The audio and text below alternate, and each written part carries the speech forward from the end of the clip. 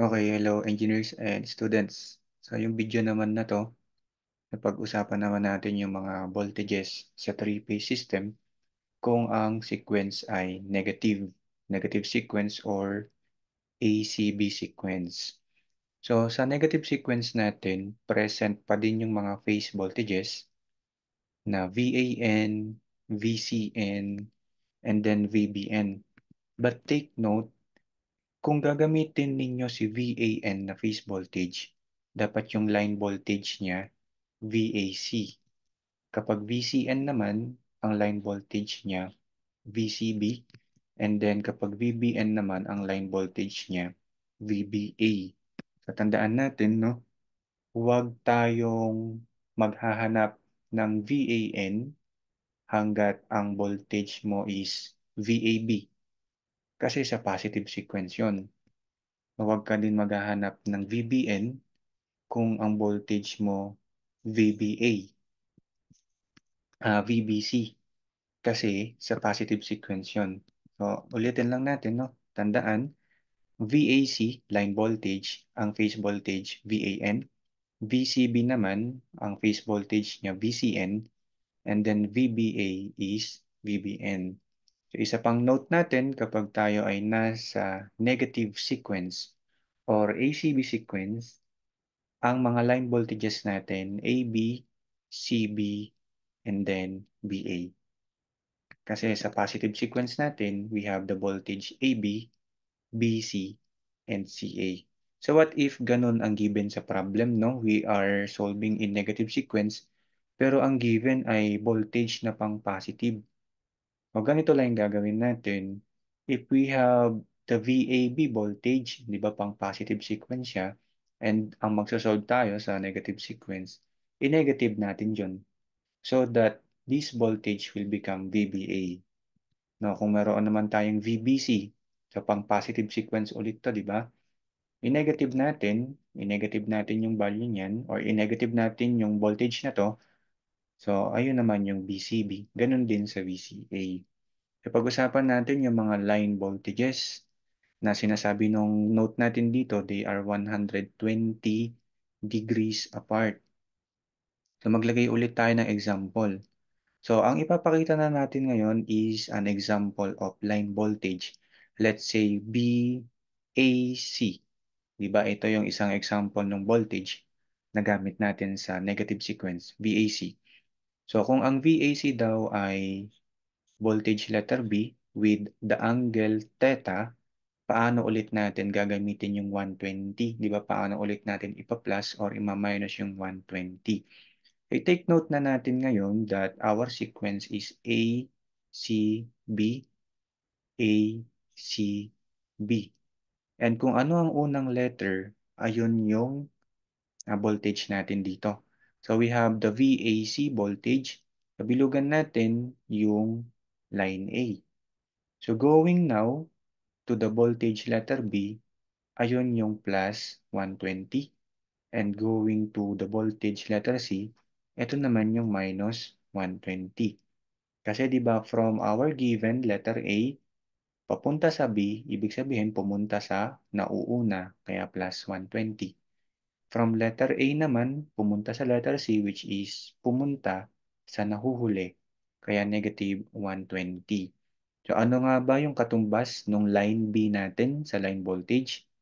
So we have the first letter, letter B, and sa line voltage natin sa negative sequence, that is VBA. So equals V and then quantity. Yung theta natin, ito yung merong plus 120. Next, ipakita naman natin ngayon yung voltage, letter C. Ano ba yung line voltage natin sa letter C? So V, C, B. So we have V angle theta minus 120.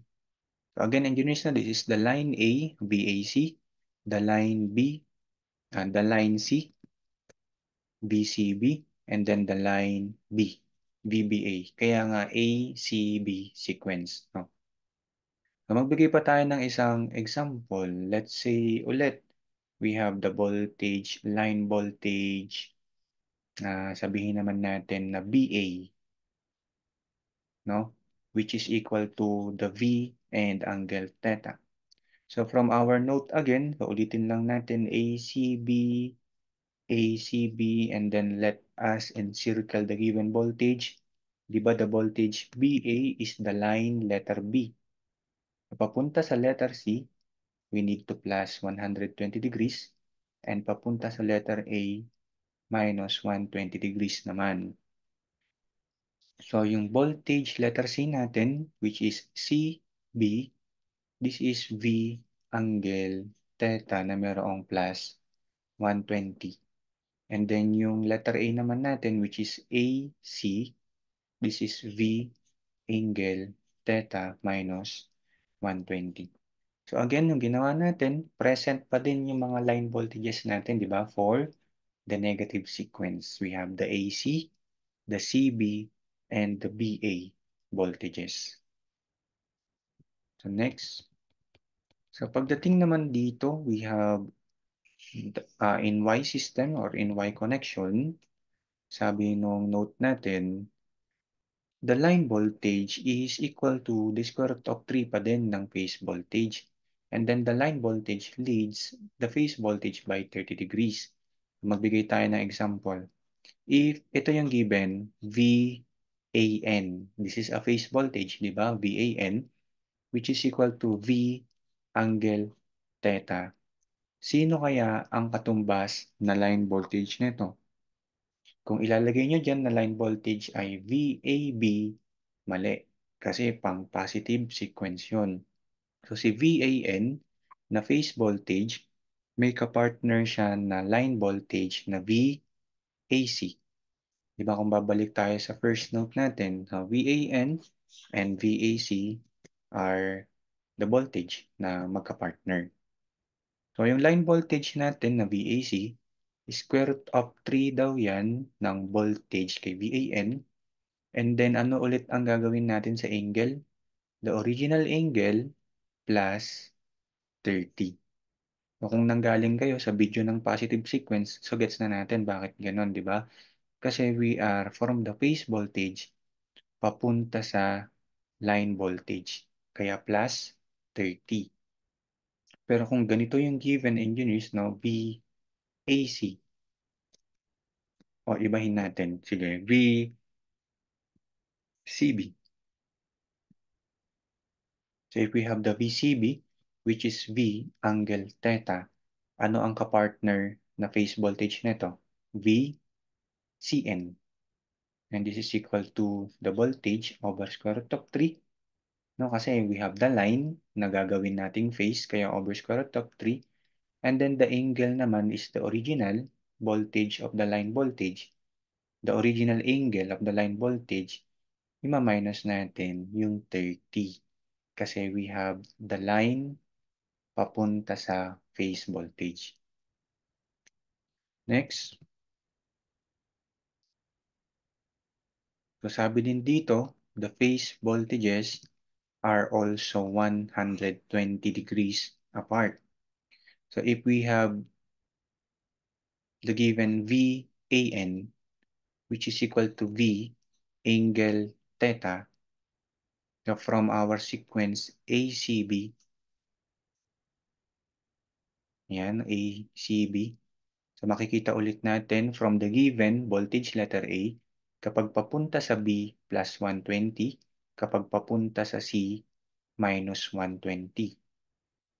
So yung VAN natin going to VBN, this is voltage V and the original angle na theta, pagpa-plus tayo ng 120 kasi papunta sa B. And then kapag papunta naman sa C, minus 120. So we have theta minus 120. So magbigay pa ulit, no? Last example, if we have VCN, which is voltage V angle theta. So from our ACB sequence, pwede na to, no? Kasi napapagitnaan naman na natin yung voltage C. So from the voltage letter C, kapag papunta sa A, plus 120 degrees. Kapag papunta sa B, negative 120 degrees. So solving now for the VAN, we have the same voltage V, and then the original angle, ipa-plus natin yung 120 kasi papunta sa A. And kapag papunta naman sa letter B, we have V angle theta na minus 120. So tulad nung sa ano natin, no, phasor diagram or phasor difference natin, if we are looking for the VAC, VAN minus VCN kasi AC. If we are looking for VCB, VC minus VB.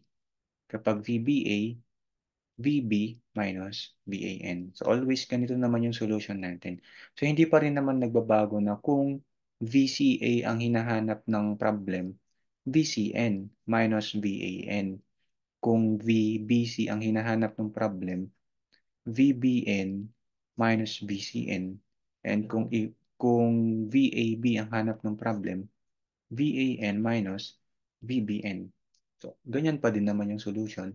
So, basta maging ingat lang tayo pagdating sa ating sequence, no? Kung negative ba siya or positive. So, let us try to solve now the problem. So, in the problem 1, if VAN is 200 angle 10, what is VBN and VCN in ACB sequence? So, sa unang technique natin, tingnan natin paano ba tayo magpa-plus or magma-minus ng 120. So let us encircle the given voltage. We have VAN. So that is phase letter A. So kapag papunta sa B, we have the plus 120 degrees. And kapag papunta sa C, ayun naman ang mayroong minus 120 degrees. So, pakita natin. Solving now for the VBN, we have the same magnitude, 200. The original angle of the given is 10. So, sabi kapag papunta sa B, nandoon yung plus 120. So, this is 200 angle 130. Tama? 130. So, pero parang nakikita ninyo, magkaiba yung angle. So, parehas lang yan sa 200 angle negative 230. So, let us try to type 200 angle 130 kung ipapakita ba ni calculator yung corresponding negative angle. So, hindi. So, try naman natin i-type yung 200 angle negative 230. Shift to 3. So, still, the value is 200 angle 130.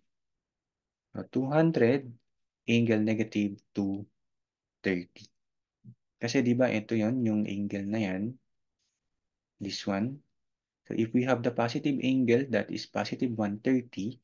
And if we have the negative angle, dito nagsukat, 360 minus 130. Diba kaya negative 230 yan. 360 minus 130. So negative 230. Next, solving naman for the VCN, we have the same magnitude and then for the angle, the original is 10 degrees. Ima-minus naman ngayon yung 120. No, kasi ganun nga yung dapat gawin natin. Papunta sa letter C, we need to minus. So, yung angle na lang 10 minus 120 is negative 110. So 200 angle negative 110 degrees volts. So ito yung dalawang voltages na na-prove natin sa ating first problem. Okay? Next, find VCA if VBN is equal to 277 angle 80. So let's have different solutions dito na para mas siguro ma-master natin yung problems about dito. So if we have the solution number 1, no? If we have the VBN, let us try to find VAN and VCN. Kasi 'di ba, if we are looking for VCA by the phasor difference, si VCA ay difference ni VCN minus VAN. So ito 'yon, 'di ba? CA kaya VCN minus VAN. So from the given, so we have again no, we ang video na to all about negative sequence, kaya ACB yan. So, ano yung given? VBN, voltage letter B.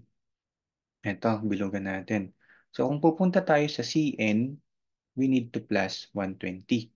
Kung pupunta naman sa A, we need to minus 120. So, solving now for VCN, so we have the same voltage, no, kasi parehas yan na phase voltage, 277, while the angle will become ganito.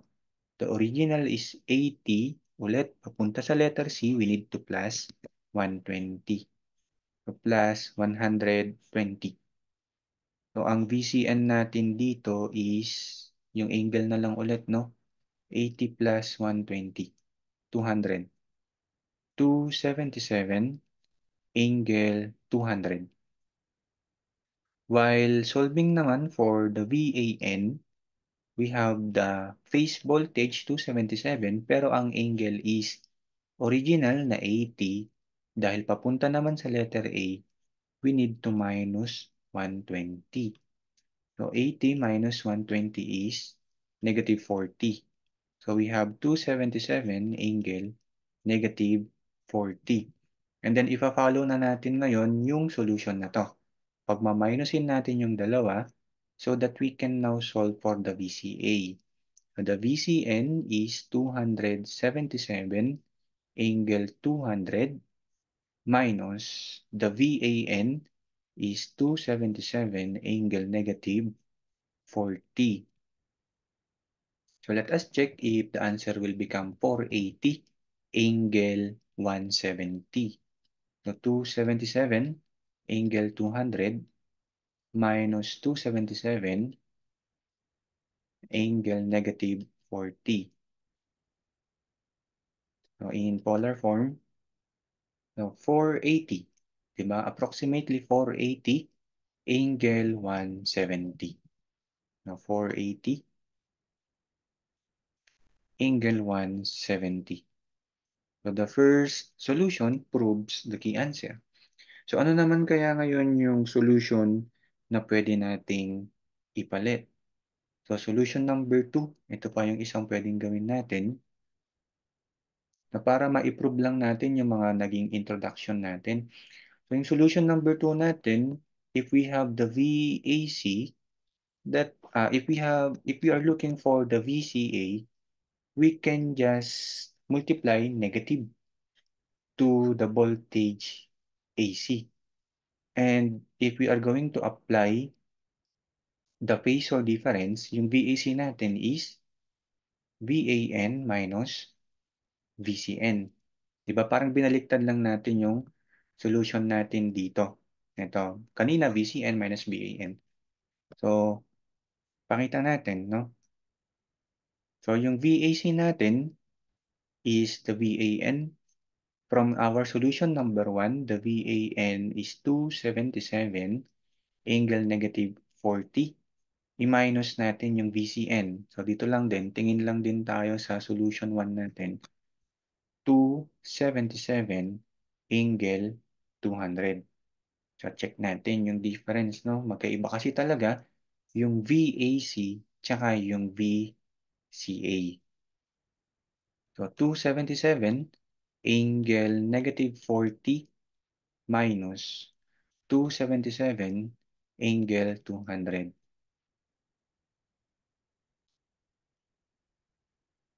So, shift 23.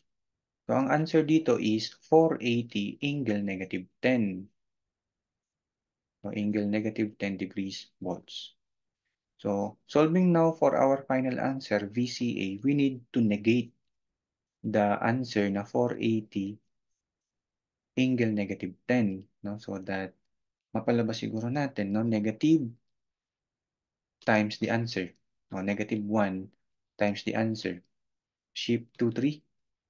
So there comes the 480 angle 170. We have 480 angle 170 degrees volts. So ano ang hindi natin pinabayaan dito? Hindi natin pinapabayaan yung sequence na ACB.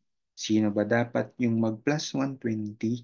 Sino ba dapat yung mag minus 120? So next, so meron pa siguro tayong solution number 3, VCA. So solution number 3, ano ulit ang given? We have the VBN, 277 angle 80. 277 angle 80 degrees. So ang idea naman dito is ito, yung topic na to. The line voltage is square root of 3 ng phase voltage, tapos magpo-plus tayo ng 30 kasi papunta tayo sa line voltage, di ba? Pero ingat tayo, if we have VBN, ang makukuha natin dito na line voltage is VBA. And ang hinahanap natin is VCA. So dapat yung voltage na hanapin natin, yung merong letter A and letter C. And that is the VCN. No, yung VCN, kapag hinanap natin yan, ano yung kapartner niyang line voltage? V, C, VC, B. O hindi pa din pala. So, dapat yung merong kasing letter A and letter C. So, if we will be looking now for the VAN, anong kapartner nitong line voltage? The VAC. And yung VAC, kapag nakuha natin mamaya, inenegate ulit natin kasi VCA ang hinahanap. So, dito tayo sa ating ACB sequence. Siguro, diretsuhin na natin dito. Again, no, ACB, ACB. The given is the voltage, letter B. Kung pupunta sa letter C, we need to plus 120 degrees. Kung pupunta sa letter A, we need to minus 120 degrees. So, yung VCN natin is 277 angle. Siguro, diretsuhin na natin, dahil tayo ay papunta sa letter C, yung original angle na 80, mag-plus tayo ng 120. So we have 200 degrees. And yung VAN naman natin is 80 minus 120, negative 40. So ito lang din naman, di ba, yung solution number 1 natin, tama? Ito lang din yung napalabas natin kanina. Medyo nagre-redundant tayo. So let us now consider the VAC. The VAC is equal to the square root of 3. Ang gagamitin natin is the VAN kasi sila yung magka-partner. And then yung angle ng VAN na negative 40, we need to plus 30. Tama. So we have square root of 3 times 277 and then angle negative 10. So kung isi-simplify pa natin to, square root of 3 times 277 is 480. And there comes our answer kanina sa VAC sa solution number 2. Di ba? Yung VAC is 480 angle negative 10. So, in-indicate lang natin ulit yan. Sa VCA is negative of VAC. So, etong 480 angle negative 10 na to. So, times natin sa negative 1. Ito lang din ulit yung final answer natin. 480 angle 170. No, I hope na intindihan natin na. Sige, for the last problem, sagutan na lang natin. So we have VCN. Determine the VCN if VAB is 381 angle 60 using ACB sequence. So take note ulit, engineers. Ang meron tayong voltage is VAB, 381 angle 60 degrees. Diba etong VAB na to, ginagamit natin siya sa positive sequence. So, kailangan i-negate natin siya. Kasi ang kailangan natin sa negative sequence is VBA. And this is negative of VAB. So, we have negative of 381 angle 60 degrees. Ang negative natin, 381 angle 60. And shift to 3. So 381 angle negative 120. So 381 angle negative 120. So paano naman natin ngayon kukunin yung VCN? So tingnan natin ano nga ba yung kapartner na phase voltage ni VBA. So di ba ang kapartner na phase voltage ni VBA is the VBN. And solving now for the VBN, this is the VBA over square root of 3. Kasi ang sinasolve natin ngayon, we have the line voltage going phase voltage. And pagdating sa angle, di ba, the original angle naman is ima-minus natin ng 30. If you can remember, no? Because we are now solving from line papunta sa phase voltage, kaya minus 1, kaya minus 30. Solving now for the VBN, we have 381 over square root of 3 while the angle becomes negative 120. Di ba ito yung original angle ng VBA natin? Minus 30. So dito, akyat natin dito.